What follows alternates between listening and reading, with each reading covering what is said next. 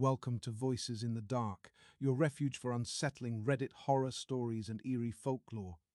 Here, every whisper holds a secret, and every tale emerges from the darkest corners of the internet. So settle in, keep your lights on, and prepare to be drawn into a world where nightmares come to life. My wife has started to act strange. It all started with a damn single hair. My wife is on the shorter side. I can see over her head even if she stands on her toes. We were cooking when she tried to squeeze by. By chance, I looked down at the top of her head. At first, I didn't see it. It was hardly noticeable. A single short white hair was mixed inside the rest of the dark strands. I reached out to brush some hair away to get a better look. She flinched away from my hand but laughed at the movement. "You're going grey," I commented, smiling, hoping I didn't offend her. She wasn't even 30 yet, but I've seen people whose hair turned before her. "Good. I'll look super hot." She laughed again. She let me look at the small white spot. It was short with a slight bend and thicker than a normal hair.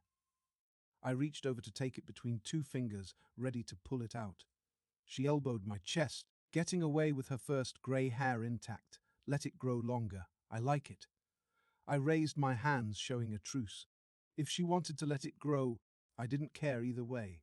It was just a hair.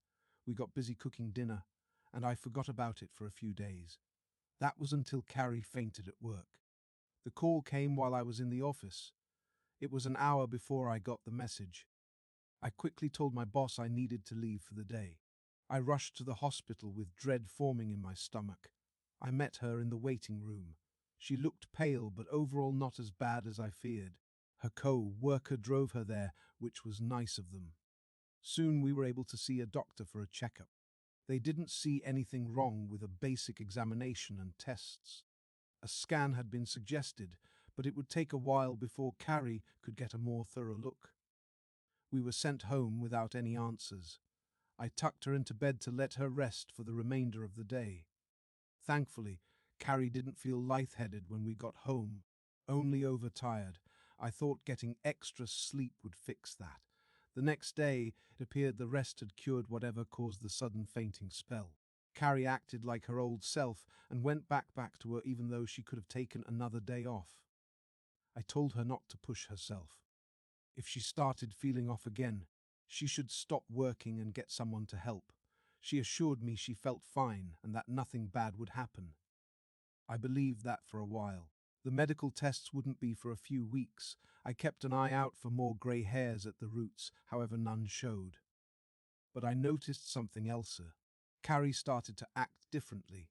The signs were small at first. She would pause for a few extra seconds, struggling to find the next word. I figured she was just having issues sleeping. The concern came when her eating habits changed. Carrie had always been a picky eater. That was fine. We worked around that. One night I came home to see the food I had bought for myself was gone. I wasn't upset, just confused. It wasn't like her to devour frozen meals, yet she had doubled what she ate without gaining weight. In fact, she had been losing some. I brought it up, and she brushed it off, commenting that she always ate more when the weather got colder.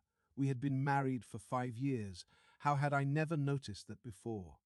Then her memory issues got worse. Small items like keys and her wallet were always getting misplaced. I was very understanding and helped her find what she lost every time. After we located what she had misplaced, she told me maybe stress from work was getting to her. I believe that the first 3 times.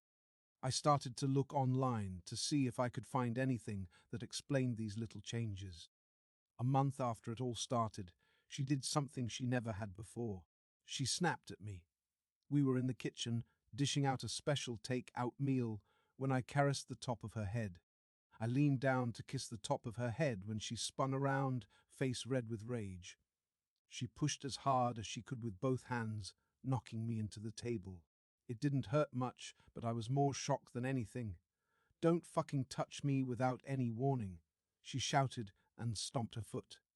My mouth hung open. Carrie never swore in anger. She'd swear when it was funny, but never like this. "Sweetheart, are you all right?" I asked, my head swimming with questions. Carrie quickly settled down, embarrassed by the outburst. She walked over and offered an apologetic hug that I took. I'm fine. I don't know. I'm sorry. I just don't feel like myself for some reason, she said in a small voice. I risked a heavy question that changed the mood. Do you think you might be pregnant? We've been trying for a while, and hormones can make you act different, I suggested. She scrunched up her face as a joke.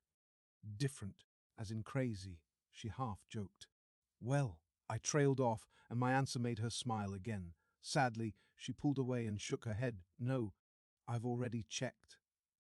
I didn't let the disappointment show. We hadn't had the money for tests to see why we hadn't been able to have a child yet. We figured one would come at the right time.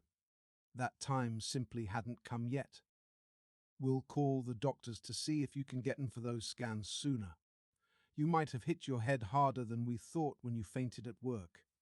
It's not as if you made changes to your medications or anything like that, I suggested. There hadn't been a bruise when she fainted, but I didn't want to risk it. An odd expression came over her face as she chewed on the inside of her lip. Carrie had something she wanted to tell me but was too embarrassed to do so. It took a few minutes and some joking threats of eating her dinner for her to open up. I took some of these Asian pills I bought from the gas station. They're supposed to help with a lot of things, like those weird energy drinks you can find. I frowned, concerned over this new information. Do you have the box still? We can look up to see if anyone else has had the same issues. She shook her head and sighed. No, it was like 2 months ago, if not longer. I took 3 and then tossed them out because they made me feel lightheaded. I don't know what they were called, and the gas station stopped selling them. That was a dead end. At least we had something to mention to the doctors. I held her tight, assuring her everything was all right. Figuring out why she felt so odd lately wouldn't be a big deal. It would just take time. I was unaware that time was what we lacked. A few days later, Carrie skipped work and stayed in bed. I offered to stay home, but she talked me into going to work. However, I left my shift early to find her in the same spot I had left her. Dark bags were under her eyes, even though she rested all day. I got her dinner and begged her to go to the hospital. Somehow, she talked me down and promised to go in the morning if she still felt tired. The meal woke her up a little. I climbed into bed next to her and we watched TV before both falling asleep. That night I woke up in the dark to hear her moving in her sleep. I turned on the bedside light and she flinched away from it. Her hands went over her eyes as if the brightness hurt. Do you have a headache? Can I get you something? I migraine. Yes, please. It feels like pressure. Her voice was low and weak. I got up and put my cell phone in my pajama pants pocket. Depending on what happened next, I would call for an ambulance. I got her a glass of water and some aspirin and helped her take it. Her body felt far too thin.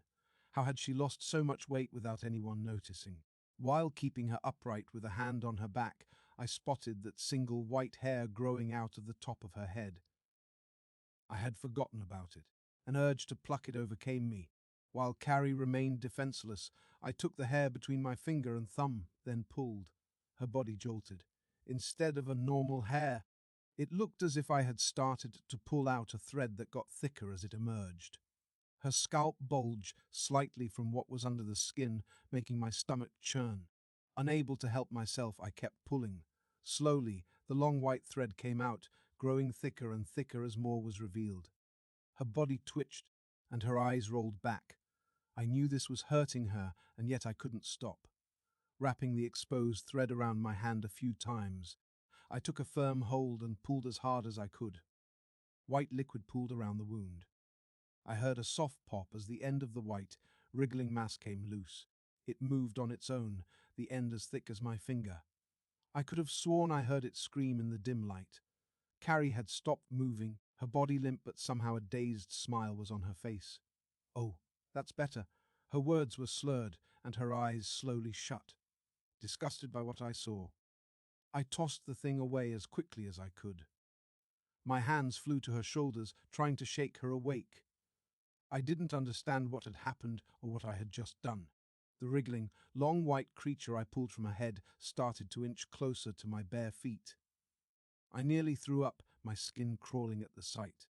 I might have been able to handle myself if it had stopped there. But my deepest fears came to light as more small white hairs pushed through Carrie's dark strands, moving on their own, looking for a new host. Just one of these things was enough to nearly break me. Seeing so many caused my mind to snap. I hate myself for what I did next. I turned on my heels and fled the house, leaving my wife behind. I know I called 911, but I have no memory of what I said. Police and an ambulance showed up. A lot of questions I couldn't answer were asked. I sat in the back of a police car, letting people speak to me without hearing them. After a while, another car pulled up, a black one with a plainly dressed man inside. He took some officers aside and spoke with them. Had someone called a lawyer for me? Did I need one? I didn't care enough to ask. The officers came back and asked if I could speak with them at the station. I numbly agreed but asked about Kari. They said nothing and just ushered me away. I spent the night at the station going over what I had seen in detail with someone who didn't bother to write anything down. In the morning, I was free to go, but not a soul had told me about Carrie. When I asked, an officer gave me a strained look and asked who that might be. I felt like I was going crazy. I demanded information about my wife and caused enough trouble that they almost locked me up. Then came the devastating lie. They claimed I was never married, and I had arrived that night because of a random arson attack on my home. These officers were terrible actors, but they refused to drop this new story. I called in a favor, and a co-worker drove me to my house. The street was swarmed with firefighters finishing putting out a blaze. I stared in sheer shock, realizing they kept me at the station all night so they could cover all this up. Who were they? I don't have the slightest clue. No matter who I spoke to, those people got there first. In stressed tones, everyone claimed not to know who Carrie was. It couldn't be happening. I didn't understand how things went wrong so fast. I called and called, praying anyone, would pick up the phone and remember her. Soon, my calls and any attempts at contacting her family were blocked except by one person. Her mother answered. At first, she didn't speak. I wasn't sure if anyone was on the other end. Please stop trying to contact us. We don't know who you're talking about, she said in a low, strained voice. I still have photos of her on my phone. Photos of us together. Please, tell me what's going on, I begged. She was also a victim here. I didn't want to get angry. I just wanted answers. AI is getting good nowadays, she said, but didn't sound sure of herself. Please. I loved her as much as you did. I thought the line went dead. After a full minute, she responded, whispering so low I barely heard her. I did love her so much. But I need to think of my family. I lost a daughter. I refuse to let them take anyone else. She swiftly hung up and then blocked my number. I knew I would never hear from her again. If I pressed the matter, I endangered everyone Carrie ever cared about.